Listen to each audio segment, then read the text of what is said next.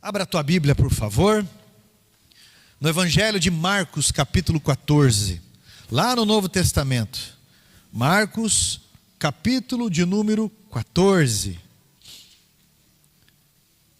Nós vamos ler do versículo 48 ao 52. E eu coloquei o título dessa mensagem: Eu não me desprenderei do lençol. Todos acharam? Marcos capítulo 14, versículo 48 em diante diz assim: Jesus lhes disse: Vocês vieram com espadas e porretes para prender-me, como se eu fosse um salteador. Todos os dias eu estava com vocês no templo, ensinando, e vocês não me prenderam. Mas isto é para que se cumpram as Escrituras. Então todos o deixaram e fugiram. Um jovem coberto unicamente com um lençol seguia a Jesus. Então eles o agarraram, mas ele largou o lençol e fugiu nu. Assente-se, por favor.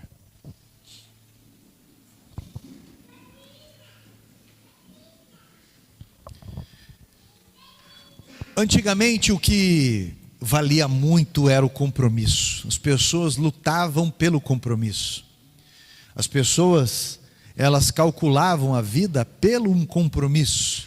Compromisso no trabalho, compromisso na carreira, compromisso no casamento, compromisso na profissão, compromisso no ministério. Mas as pessoas, elas tinham isso como objetivo de vida, não é? Você via que o menino ele se compromissava em ter uma carreira militar. Quando você estuda sobre principalmente sobre a Primeira Guerra Mundial, que era a Guerra das Trincheiras ali, né, naquela fronteira que havia entre a Bélgica, acho que é a França e a Bélgica, né? A Guerra das Fronteiras e a Guerra das Trincheiras, aliás. Eles cavam uma valeta profunda no chão e ali ficavam cerca de 100, 150 metros. Essa guerra durou, se eu não estou enganado, 1914, não sei se é alguém aqui dessa época, 1914 a 1919. A Guerra das Trincheiras durou 6 anos. E essa guerra foi absurdamente sanguinária. E quando você estuda a respeito disso, você vai perceber que os jovens, eles queriam ir para a guerra. Honra! Eles queriam dar a vida por algo, por tudo aquilo que eles estudavam. Eles tinham uma energia disposta a ter compromisso, disposta a casar, disposta a uma profissão. Quando você estuda um pouco de história sobre a Primeira e a Segunda Guerra Mundial, aliás, tem um filme muito bom que eu aconselho você a assistir. O primeiro filme é 1917, tá? E o segundo filme é também baseado em fatos reais, Nada de Novo no Fronte, que é a continuação desse filme, mas mostra o lado alemão da guerra. Desastroso, muito triste, mas são filmes muito bons, recentes. Eu digo essas coisas para vocês, para você perceber o inverso em que nós estamos vivendo hoje em dia, onde ninguém quer compromisso. Ninguém quer compromisso com os estudos, ninguém quer compromisso. Quando eu falo ninguém, desculpe, é uma força de expressão, mas eu tenho falado numa tendência forte. Muitos não querem uma tendência de compromisso ministerial. Eu quero simplesmente escutar uma mensagem, pegar isso para que a minha vida melhore, e se resume tudo nisso. Não quero um compromisso no casamento. Vamos fazer o seguinte: vamos namorando, ficando, e como diz o jogador de futebol, eu fui indo, fui fundo, e daqui a pouco está lá, dá dó de separar, a casa está no nome dela. não tem compromisso. Não tem compromisso financeiro. Antigamente se falava do fio do bigode. O compromisso do fio do bigode, sobre pagar uma conta. Hoje, meu irmão, deixa lá 5 anos caduca. Olha aí. Hoje em dia, há muito receio em assumir compromisso. Por quê? Porque qualquer compromisso, ele vai chegar no ponto que vai encurralar você em uma decisão, em um esforço, em abnegação de algo. Toda vez que alguém vai comprar um carro, principalmente usado, e vem perguntar para mim: ô pastor, estou pensando em pegar tal carro. Eu falei: qual que é a peça mais cara desse carro? O que é mais caro nesse carro para fazer? Não, mas é o câmbio, mas o cara acabou de fazer o câmbio, coisa e tal, desse jeito. Eu falei: olha rapaz, se prepare então, porque carro velho é uma surpresa. Então se prepara, você tem porte para isso? Por quê? Compromisso. Você vai ter que, você quer casar com essa moça, com esse rapaz? Qual que é a situação mais que você acha aí? Pode chegar no momento que você tem que vencer aquilo apenas com a humildade, que você tem que resistir os momentos difíceis, para que você possa desfrutar. Então hoje há sim uma infantilização na vida, que dificulta tudo. Em Jesus, Ele multiplicou pães, peixes. Jesus fez milagre, de todo qualquer jeito, ressuscitando mortos, curando pessoas, mudando o rumo de pessoas. Mas de repente Jesus começa um discurso pesado antes da crucificação, e Ele começa a falar: você quer me seguir? Negue a si mesmo, tome a sua cruz. Vocês acham que eu vim trazer o quê? Paz? Eu vim trazer espada. Por essa opinião, muita sogra se levantará contra a nora, muito pai contra o filho, filho contra o pai. Então ele começa a fazer um discurso contrário à expectativa daquelas multidões que achavam que era só benefício, infantilizados no ministério. E aí a Bíblia diz que sobram quantos ali? Daquelas multidões todas, aqueles milhares e mais milhares de pessoas, 12. Aí Jesus olha para eles ainda e fala: e vocês, por que estão aqui ainda? Pedro fala o quê? Para onde iremos nós, se só o Senhor tem palavra de vida? O compromisso daqueles 12, e não todos ainda, porque quando chegou o dia da hostilidade, algumas verdades se manifestam. O momento aqui, no texto em que eu li, de Marcos 14, onde o próprio Marcos escreve um testemunho pessoal. Na Bíblia Plenitude, algumas Bíblias que eu estudei, esse jovenzinho aqui, ele é Marcos. Marcos, que se tornou depois ouvinte e discípulo das falas e do testemunho do apóstolo Pedro. O momento aqui era de profunda hostilidade. A carreira ministerial de Jesus estava tendo o seu cumprimento. E quando você lê Isaías 53, que fala, é uma profecia 700 anos antes da crucificação, fala no versículo 2 de Isaías 53, não havia beleza nenhuma nele para que o desejássemos. Por quê? Um homem que falou sobre reino, um homem que mostrou tanto poder, parou tempestades, ressuscitou mortos, agora ensanguentado em uma cruz, recebendo chacotas. Qual seria o desejo de pessoas em segui-lo? O momento era de extrema hostilidade, cruel hostilidade no ministério de Jesus. Algumas coisas são sinalizadas aqui. Uma pessoa muito próxima a Jesus, a quem Jesus tratou, a quem Jesus amou como amigo, revela um sentimento ruim. Enquanto Jesus falava sobre reino, enquanto Jesus falava sobre vitória, enquanto Jesus, ele ministrava curas e tantas coisas, era isso aí: vou te seguir. Quando Jesus disse o meu reino, ele não é deste mundo. Quando Jesus veio montado no jumentinho, quando Jesus disse que é necessário que ele seja crucificado e coisa e tal, Aí Judas começou a ter posturas egoístas e pessoais. Alguém que metia a mão no prato com ele, alguém que foi tesoureiro, que tacava a mão no dinheiro, alguém que metia a mão no prato com ele na hora da refeição. Olha o nível de intimidade. Aquele que Jesus revelou o seu poder, revelou o seu amor prático de Deus Pai. Esse homem manifesta o seu intento, negociando a sua fé, negociando o seu chamado, negociando o destino da sua eternidade, negociando informações sobre Jesus. E nessa negociação ele recebe 30 moedas de prata. Logo depois desses bastidores da negociação, o que fora combinado era que esse homem deveria sinalizar com um beijo quem era Jesus. E Judas vai de encontro a Jesus e lhe dá um beijo, tipificando a sua falsidade, na sua traição.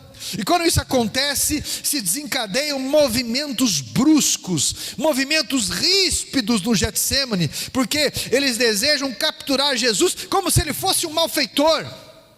E o processo da prisão de Jesus vem com uma pressão emocional terrível, uma pressão psicológica, sangue nos olhos, de homens fortemente armados. Quando Jesus observa aquilo, ele deixa ecoar a cegueira deles pela lógica. Ele diz: todos os dias eu estava com vocês no templo, ensinando vocês. Os próprios soldados, os que estavam lá, ensinando com a palavra de Deus, com as escrituras, e vocês sabiam disso. Agora vocês vêm contra mim com espadas, com paus, com pedras. Mas é isso, eu quero que vocês entendam, é para que se cumpram as escrituras. Assim como ele havia dito para Pilatos: não são vocês que tiram a minha vida, sou eu que entrego a minha vida, porque eu tenho poder para entregar e eu tenho poder para devolver a minha vida. O maior ato de amor é um ato voluntário, é um compromisso, e isso é voluntário, e isso é consciente. Primeiro ponto que eu quero destacar para vocês: você quer que as escrituras se cumpram na sua vida? Aguente a pressão, aguente a pressão, e não há como romantizar isso.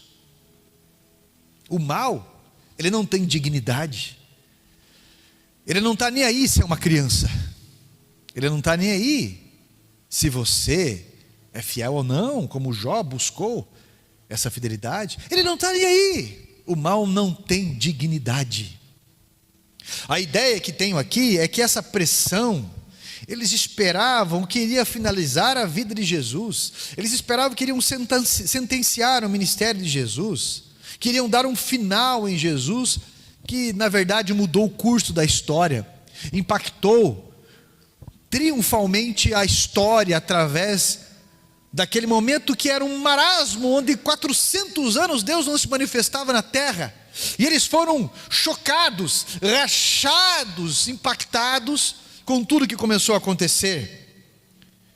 Para alguns aquilo foi demais, mas eu quero que percebamos que a alma de Jesus estava serena, tranquila, descansada, porque na vida nada acontece por acaso.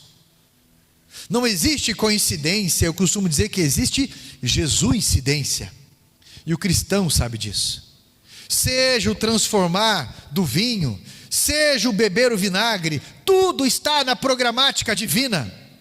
Eu quero te lembrar que os opressores, eles estão aí, eles estão na mídia, eles estão nas leis, nas escolas politizadas, nos relativismos, eles estão nas teorias de evolução, nas tentativas de aprovações de leis que tentam institucionalizar o pecado, estão disfarçadas de leis protetoras.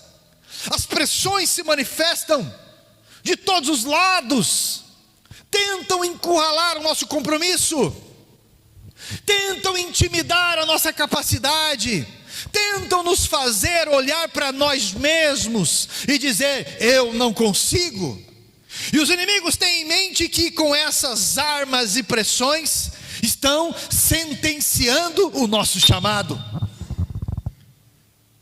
fecharão ou enfraquecerão as nossas igrejas, contaminarão as nossas famílias, mas venha o barulho que vier, eu quero bradar que maior é aquele que está em nós do que aquele que está no mundo, que quanto maior a pressão, maior o milagre. Nossa alma ficará serena e tranquila, porque ninguém matará aquilo que Deus fez viver em nosso chamado, na nossa missão, na nossa alma, nas verdades que nós não podemos fugir. Se Deus é por nós, quem será contra nós? E isso tem que ser uma verdade bem resolvida dentro da gente. Porque se essa não for uma verdade bem resolvida na nossa alma, tudo vai ser motivo para fugirmos. Tudo será motivos para infantilizarmos a nossa fé e fugirmos do chamado, do compromisso, do dia do nosso batismo, em que morremos para o mundo e nascemos para as verdades divinas. Do juramento nosso no Instituto Teológico, quando se levanta a mão e quando se fala sobre não fugir do ministério. A Bíblia deixa claro que Jesus manifesta serenidade. E eu quero lembrá-lo que nessa agenda divina em nossas vidas, não só se manifesta bodas de Caná na Galileia, não só se manifesta a multiplicação de pães e peixes, ou jantares maravilhosos na casa de Zaqueus. Ela não trará apenas milagres excepcionais ou montes da transfiguração com experiências incríveis, mas nessa agenda divina os nossos pés também poderão pisar nas vias dolorosas, nos barcos com tempestades ao redor, as vias da hostilidade, tudo porque a luz de Cristo que habita em nós fere as trevas deste mundo. Eu vou repetir. Tudo porque a luz de Cristo que habita em nós fere as trevas deste mundo. Tudo porque a luz de Cristo que habita em nós fere as trevas deste mundo. Mas nada que acontecerá será descuido de Deus. Nada que acontecerá será ausência do zelo de Deus. E a hora que as trevas acharem que avançaram contra a sua vida, será o momento da ressurreição, será o momento da manifestação do zelo de Deus. Foram nos momentos de maior pressão que os que se apegaram em Deus vivenciaram os verdadeiros milagres. Quanto maior a pressão, maior o milagre. Há um livro do Otmani, um livreto, que mudou a minha vida nesse conceito, e ele fala sobre um trem a vapor, e ele diz que o mesmo vapor que está naquele cubo de ferro, aquele pequeno cubo de ferro, que ali rola uma pressão do vapor, mas que sai por uma pequena válvula do tamanho de um dedo. Aquela pressão organizada da forma correta, ela pode carregar toneladas e mais toneladas, que são aqueles vagões. Mas existe a pressão que ela pode ser desperdiçada, como a pressão de uma chaleira, por exemplo, onde pessoas sofrem e elas se apoiam apenas em medicamentos, sofrem e descarregam em drogas, sofrem e descarregam em um monte de outras coisas, apenas em lazer, por exemplo. Mas na forma correta, essas pressões irão gerar milagres incríveis. Olha o livro de Atos dos Apóstolos, a pressão, a perseguição que sofriam, mas olha em compensação a quantidade de milagres que eles vivenciaram. A sua caminhada ainda é muito longa, meu irmão. Amém? Todo mundo quer morrer cedo? Sua caminhada é muito longa ainda, meu irmão. Eu dei mais uma chance e uma pessoa falou glória a Deus. Mas o texto que nós lemos diz que um rapazinho que está apenas em volta a um lençol, imagina aqueles meninos assim, tanto sanguíneo, acordam tarde, aqueles que a mãe tem que ficar falando, já escovou o dente, já penteou o cabelo, vai lavar essa cara. Aleluia. Antigamente que dizia assim, lava só os pés para dormir e quando acorda lava os olhos. Era só assim, lava os olhos para tirar a remela e quando vai dormir lava os pés apenas. Mas um rapazinho que não é tão jovem assim, mas que de alguma forma no meio daquela hostilidade, a Bíblia diz que ele está envolto apenas com o lençol, observando. Ele está lá no Getsemane, há um grande movimento, ele foi lá observar, ele foi lá sondar tudo aquilo, ele só está envolto em um lençol, e ele está vendo ali as boas novas, ele está vendo tudo aquilo, e de repente há um momento de hostilidade terrível, há um momento complicado. Como eu disse para você no rodapé da minha Bíblia, e alguns livros teológicos que eu li, fala exatamente que é o próprio Marcos a sugestão, porque quem mais vai testemunhar isso, a não ser quem vivenciou isso? Segundo ponto que eu quero destacar, a nossa vida, ela se resume em resistência e depois avanço. Resistência e depois avanço. Quem não resiste, não passa por deserto, a ponto de vencer o deserto. Quem não resiste, nunca vê o florescer. Quem não resiste, nunca come o fruto que é a resposta de um cultivo. Quem não resiste, não desfruta. Quando eu converso com os antigos na fé, quando eu leio livros da igreja de dezenas de anos, ou talvez de centenas de anos, como por exemplo o livro dos mártires, você vê pessoas que resistiram perseguições terríveis, terríveis e terríveis. O judaísmo, achando que o cristianismo era mais uma seita para derrotar o judaísmo, então eles também perseguiam os cristãos. Quando você lê o livro dos Mártires, escrito em 1560 por John Foxe, você vai ver o relato dos mártires, começando por Jesus, o primeiro mártir, e depois desencadeando histórias, relatos incríveis. John Foxe morreu em 1580, mas ele deixou um registro maravilhoso. Quando você lê o livro Generais de Deus, você vai ler ali testemunhos maravilhosos de pessoas que tinham o evangelho verdadeiramente como ele é, uma filosofia de vida. Eu vejo que esses irmãos não abandonavam a sua fé, eles não abandonavam de forma alguma a sua carreira, de forma alguma a sua vida com Cristo, eles não abandonavam. Hoje você fica rodeando para saber, será que eu me batizo ou não? Será que eu estou pronto? Enquanto eu se destacar na tua vida, você não é nem salvo em Cristo Jesus. Aqueles testemunhos que eu já ouvi, eu estava conversando, olha, há uns 10 anos atrás, quando a gente comprou o terreno aqui da igreja, eu estava conversando com a mãe da irmã Nilda, irmã Anilda, que é a nossa vizinha aqui, e ela já estava com 80 e tantos anos, e ela já faleceu, mas isso é 10 anos atrás, e eu não me esqueço das coisas que ela me falou, quando ela disse que eles vieram lá do Rio Grande do Sul, ela, os pais dela e tudo mais, num carro de boi. Imagina só, quase há 100 anos atrás, eles vieram pelos carreiros de estradas com carro de boi, para ver onde que eles iriam morar, e vieram parar para cá. E ela conta sobre o evangelho, sobre o que vivenciou no evangelho.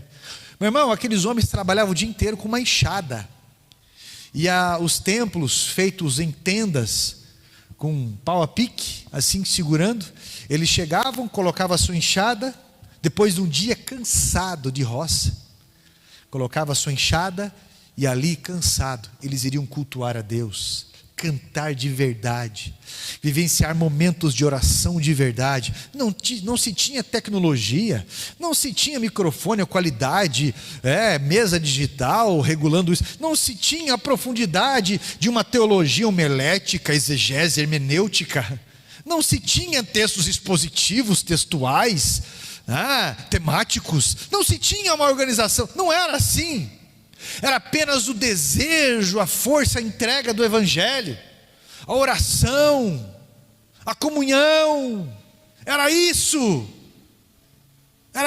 meu irmão. um esforço absurdo para manter a vida, a família, a fé.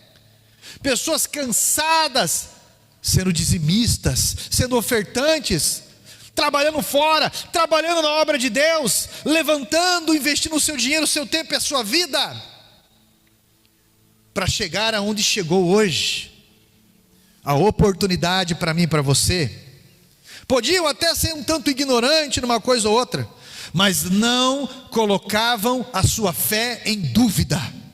Pessoas que abraçavam a sua cruz e eram fiéis na caminhada. Antigamente era assim, né? Alguns aqui do Velho Testamento vão lembrar do que eu estou falando. Aceitei Jesus, desci as águas do batismo, vendi a minha televisão. Lembra disso? Não assistiam televisão porque falavam que era a imagem da besta. É lógico que é ignorância. Depende muito do que você assiste. Depende muito do que você escuta. Depende muito. Mas podiam errar, mas pelo zelo. E na dúvida do talvez erro ou não, preferiam viver o extremo de uma coisa. Não é? O extremo. O que dificilmente deixavam coisas lhes desviarem da fé. Quando as situações espremiam, sabe o que eles diziam? Eles confessavam a sua fé. Eu não abandono Jesus por nada. Podem me abandonar, mas eu não abandono Jesus. Pequenas ou grandes adversidades. As pessoas que abandonavam a fé, eles olhavam com um olhar de desonra. Não seja fraco. Não seja fraco. Os pastores, hoje em dia pastor é palhaço. Pastor que faleceu, pastor que foi presidente nacional da Quadrangular, pastor Palharim, não é o João Ribe Palharim não, o João Ribe Palharim é sobrinho dele. Eu esqueci o nome do pastor Palharim agora. Mas enfim, se o pastor Jurandir tivesse, queria lembrar. Ele disse que pastor é palhaço. Você pode estar com a tua vida arrebentada, inclusive momentos antes de você subir ao altar, preocupado, estressado, mas você vai chegar no altar e você vai confessar o motivo da sua fé, parecendo às vezes um palhaço para alguns. Mas não é, você tem que confessar a tua fé, o que você acredita, porque você vivencia as mesmas tentações, os mesmos problemas, as mesmas limitações, os mesmos sofrimentos em qualquer pessoa, porque você é humano. E só que antes, os pastores, padres, religiosos, eles eram marrentos. Alguns aqui vão lembrar do que eu estou falando. Marrentos, não mostravam os dentes não. Eram pessoas assim, e davam chapuletada toda hora, e brigavam, e cobravam, e era assim. Hoje, pastor, pode ir na tua casa lavar tua roupa, que ele é ruim ainda. Ele vai te ajudar a resolver problemas que você não conseguiu resolver na tua vida por ser orgulhosa, às vezes, de uma séria situação, e quando você estiver bem, você vai esquecer tudo que foi feito e vai falar mal depois. As conversas dessas pessoas que não abandonavam a sua fé, eram conversas de pedidos de oração, eram conversas de insistência no casamento, de estímulos para você continuar orando, que Deus iria responder. Porque hoje eu estou vendo certas convicções que não são convincentes não. Intenções duvidosas, comodismo na espiritualidade, sem busca verdadeira do batismo do Espírito Santo, sem busca dos dons do Espírito Santo. Meu irmão, Satanás, ele tem operado uma demonstração ou uma desmotivação na raiz, que faz com que a pessoa se afaste de um culto cristocêntrico, a pessoa se afaste da sua missão, e qualquer coisa seja motivo para não levar a sério, e aí você fica esperando uma desculpa para você fugir do compromisso, porque já colocou no coração que quer fugir do compromisso, então você espera um momento. Eu lembro vários e vários fatores. Eu falei, é sério? Isso? Na 10ª igreja, tinha algumas, aqui no Brasil é complicado algumas coisas, porque já começando pela escola, alguns lugares, a educação em alguns lugares já é assim, tudo que é público significa que é lugar de que não tem dono, então é lugar de tacar a mão. Aí acho que lugar que se envolve bastante gente também é público, não precisa ter zelo. Aí no banheiro da 10ª igreja, alguns jovens estavam indo lá, e para não dizer a idade, se era criança, junior, adolescente ou jovem, indo lá e aprontando com papel higiênico. Se eu não estou enganado, até roubando papel higiênico. O que foi decidido? Fazer um teste. Ficava um diácono lá na porta, e qualquer pessoa que entrasse, dependendo do que fizesse, se entregava um papel higiênico, e a pessoa entregava ali, na saída do banheiro. E houve algumas pessoas que saíram da igreja, porque se sentiram ofendidas por isso. Que evangelho é esse de papel higiênico, para não dizer outra coisa, na vida dessas pessoas? Você está entendendo? Que evangelho é esse? Que espera o pastor falar 1 hora, mas quando ele usa uma frase que você não concorda, ou uma palavra que pareça exagerado, era a desculpa que estava esperando para não voltar para a igreja. Meu irmão. Eu contei uma vez, eu disse que, algo que eu vivenciei, eu estava tão tenso, tão TPM, que chegou um momento que eu precisava chorar e eu menstruei pelos olhos. Teve gente que saiu da igreja e disse o motivo por conta disso. Que evangelho é esse? Isso não é o evangelho que eu e você conhecemos. Eu posso ter exagerado, posso ter errado no conceito de alguns ou outro, mas por que não sai do boteco se escuta palavrão o dia inteiro? No trabalho, por que não sai? Porque só escuta besteira. O intolerante, na verdade, é o que mais erra. Nessa época não tinha microfone de qualidade, arranjos, não tinha um português correto, não é? Mas as pessoas estavam insistindo, eram desbravadores do evangelho, não é? No texto se mostra um jovem envolta em um lençol, e de repente, em todo aquele confronto, aquele momento hostil, um dos soldados que estavam ali, naquele momento de desocupação, seguram aquele rapazinho pelo lençol, e a Bíblia diz que ele só estava com aquele lençol, ele abandona aquilo e sai correndo pelado. Terceiro ponto, e o último ponto que eu quero que fique registrado nos corações: o desejo de Deus não é que você se desprenda do lençol, mas que você seja agarrado pelo poder do evangelho.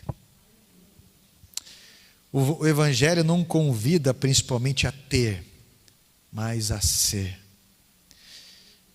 Deixa esse evangelho de lençol, que faz você abandonar o compromisso por causa de um papel higiênico, que faz você abandonar o compromisso porque alguém te olha feio na igreja, de alguém que não te pagou, ou que pagou errado, alguém que fez alguma coisa assim, alguém que apresentou algum falso testemunho. Mostre o verdadeiro testemunho para quem mostrou. Jesus não deixou de ser Jesus porque Judas fez o que fez. A Bíblia diz: tendo-os amado, os amou até o fim. Jesus lavou os pés de Judas ainda. E se houve alguma atitude insistentemente errada, não foi de Jesus, porque se Judas não tivesse se enforcado e caído naquele precipício, as suas vísceras se esvairado, como diz a Bíblia, lá em Atos 1:18, Judas ainda teria a oportunidade de se reconciliar com Jesus, de pedir perdão, assim como Pedro teve a oportunidade e tantos outros. Mas o erro não foi de Cristo. Deixe esse evangelho fraco, de que em qualquer pressão você se desprenda, de que qualquer pressão você diz que vai sair, vai deixar. E aí a coisa mais enganosa que eu escuto, e talvez você escute também: eu estou abandonando a igreja, não estou abandonando a Cristo. Mentira do diabo. Sabe aquela falsificação, que em vez de estar escrito uma marca famosa, tem hoje em dia bastante, em vez de estar escrito lá Adidas, está escrito Adadidas, sabe isso aí? Tem 4 listas, coisas desse tipo. Em vez de estar escrito lombada, está escrito lobada. Essa é uma mentira do diabo terrível, que fala: não, estou abandonando a Cristo, estou abandonando a igreja. Meu irmão, a igreja é o corpo de Cristo. Se você não está ligado ao cabeça, você não vai entender o que o cabeça diz. Se eu cortar esse dedo meu aqui, o cabeça vai dar um comando e esse dedo não vai responder. Eu vou para uma outra, você vai ter a mesma situação numa outra igreja, mas eu estou disposto a enfrentar. Você vai chegar lá e você vai ver que o problema não é outra igreja, é o orgulho que está dentro de você, é a infantilidade que está dentro de você, que você sempre procura um caminho mais fácil que não tem hostilidade, mas a hostilidade, o deserto é para se revelar o que tem dentro do nosso coração. Deus está nos moldando.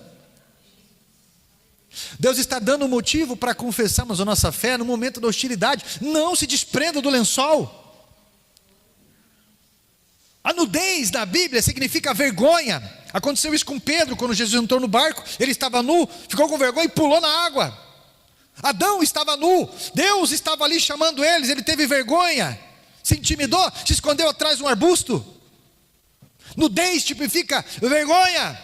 Esse rapaz abandonou o evangelho, foi envergonhado. Acredite mais na oração, não se desprenda das origens, não se desprenda da simplicidade da oração, de pedir um conselho, de negar essa autossuficiência. Acredite no movimento do Espírito Santo, acredite na fidelidade da salvação, não nesse monte de modismo que tem. Teve uma época, esse tipo de modismo ele passa, né? Teve uma época, isso em 2005, 2003, até 2006 mais ou menos, tinha um negócio chamado ato profético. Você acredita em ato profético, pastor? É claro que sim. Eu acredito que se eu tiver uma atitude que é uma profecia da Bíblia, isso vai se cumprir na minha vida. Mas eu estou falando para você de coisas alucinadas, que não tem a ver com a Bíblia. Unção da lagartixa, que era o ato profético. Unção do leão, no meio do altar, andando de quatro, fazendo miau. Unção do riso. Ato profético de mijar nos quatro cantos da cidade. Eu estou falando para vocês de verdade. De outro no helicóptero fazer isso. E achar ato profético. E a lógica do cristianismo não existe. É pecado jejuar? Não. É de Deus jejuar? Sim, mas com as verdades do Evangelho. Isaías 55 vai falar sobre o Evangelho, sobre o jejum verdadeiro.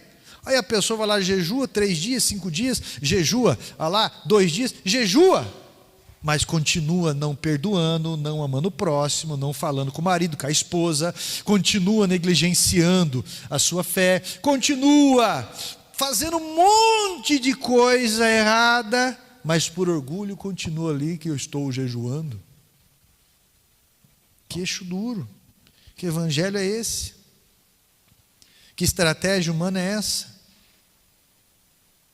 É importante isso. O evangelho do lençol é um evangelho fraco. É um evangelho que não resolve. É o evangelho que faz com que o homem da casa ele não passe segurança para sua esposa.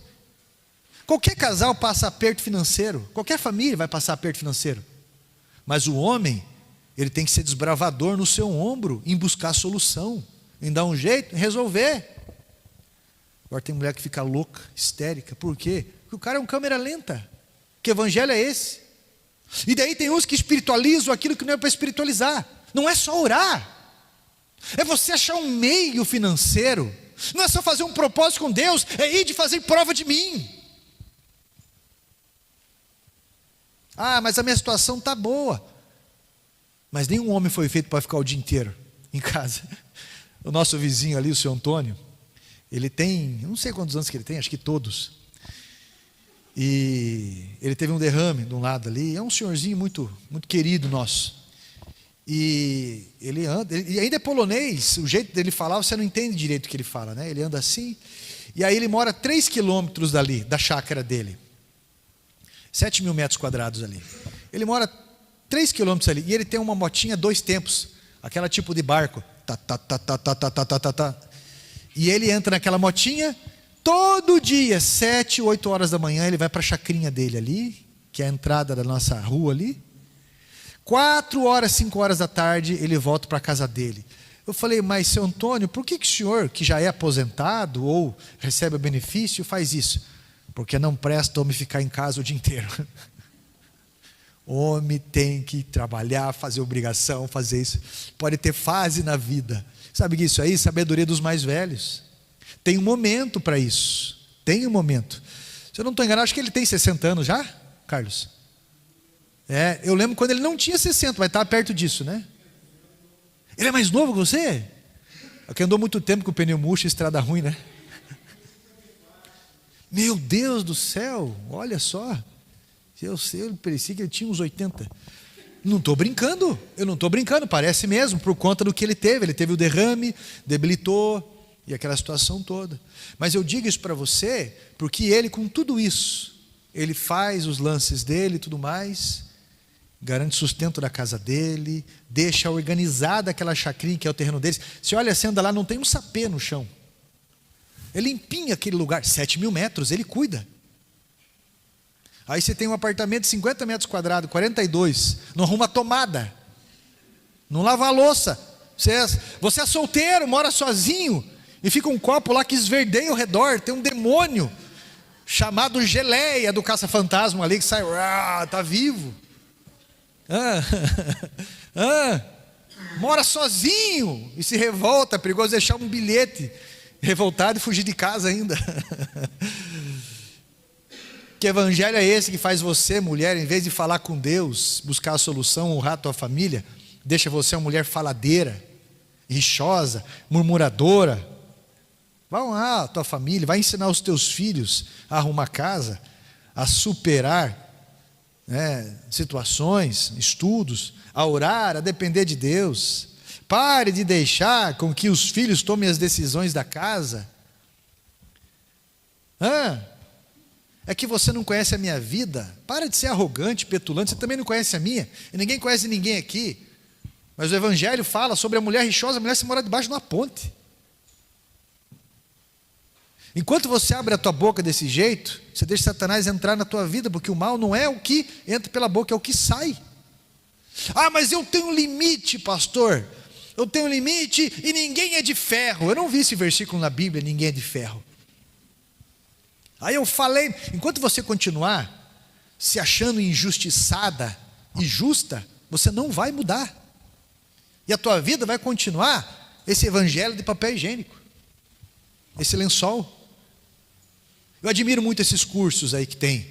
Mulher única, raízes, experiência do lar, desembonamento, sei lá, mulher próspera, o que mais tem por aí? Tem um monte. Por quê? Porque isso ajuda a moldar a mente. Os filhos se tornam prósperos e abençoados quando a mulher honra seu marido. Agora eu vou fazer uma pergunta para você sobre a questão do lençol. O evangelho, ele é válido na sua vida? Talvez você está sofrendo porque você abandonou em momentos propícios na sua vida esse evangelho. Talvez você abandonou esse evangelho e hoje sofre porque você não se deixou ser agarrado pelo verdadeiro evangelho. Talvez teu filho nunca te viu orando, só viu você xingando a tua esposa. Talvez esse evangelho, tua esposa nunca viu você tendo uma atitude profética dentro da tua casa. Talvez o teu marido nunca viu você sendo grata ou profética dentro da tua casa. O evangelho que você vive, ele é reconhecido. Então esse evangelho levará a dor embora.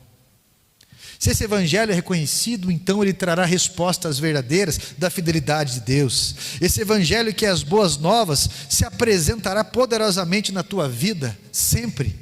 E você verá que essa prova de ser agarrado é um ato permissivo da confiança de Deus.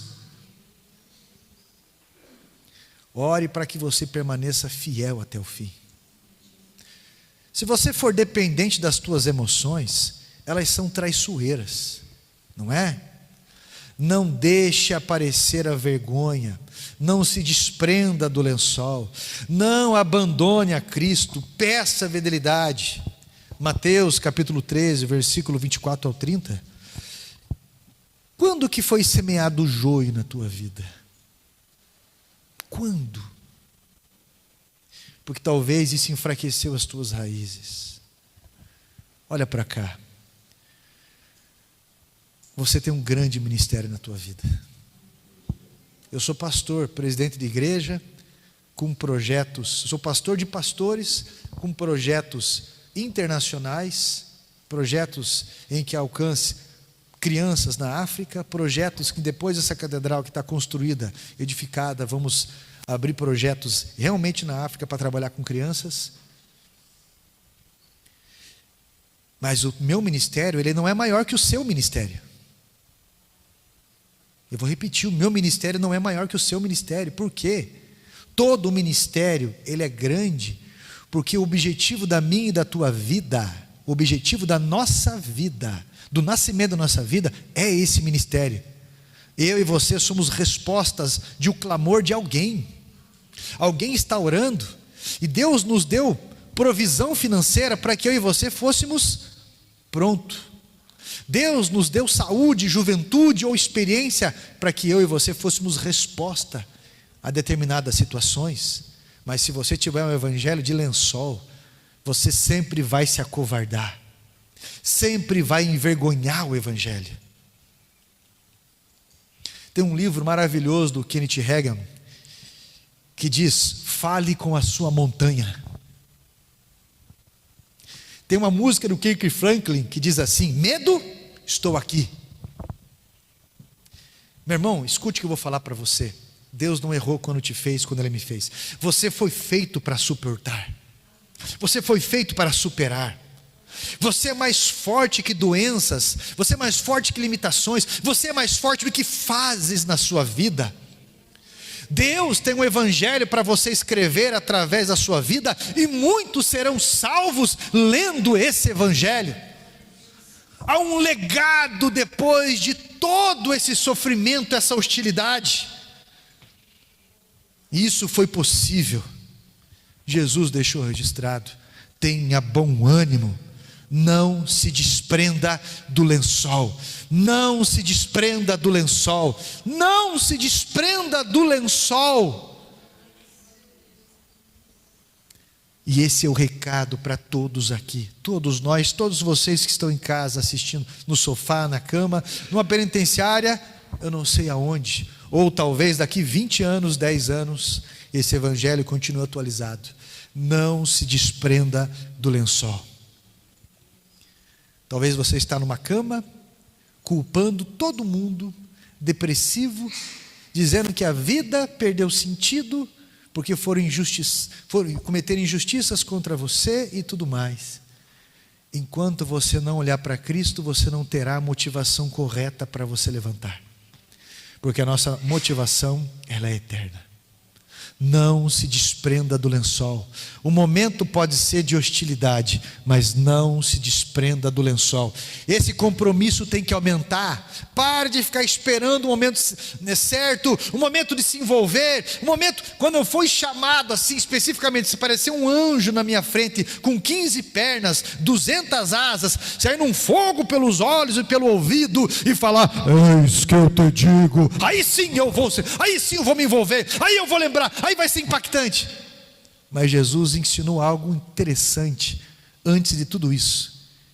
A Bíblia diz que Ele tirou a túnica dele, pegou uma bacia e Ele começou a lavar os pés dos discípulos. Este foi o sinal. E Ele disse: quando vocês fizerem isso uns pelos outros, as pessoas vão reconhecer esse evangelho na vida de vocês.